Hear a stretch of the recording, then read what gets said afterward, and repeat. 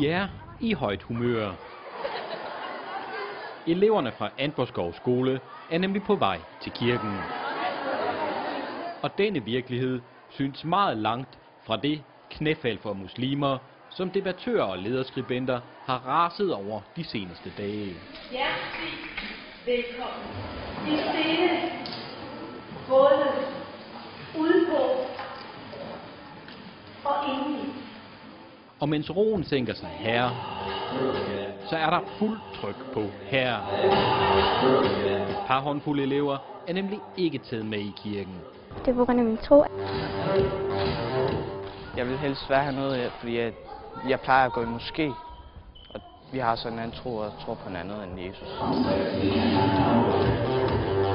Men selvom det er sjovt at få sig rørt,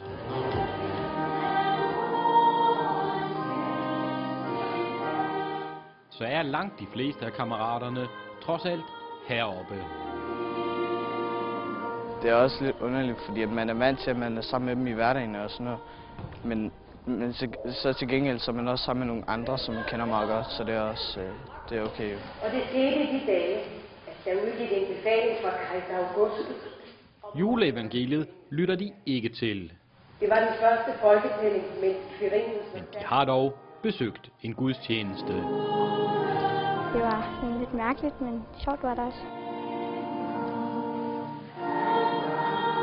Det var lidt underligt at være derinde, fordi man havde været vant til at være inde i en moské.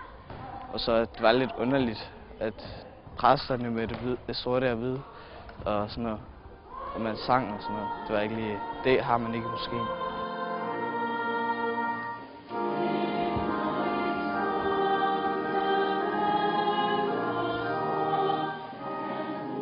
Både de elever, vi har snakket med, og de forældre, de synes, det er rart, at de får en god afslutning op til jul.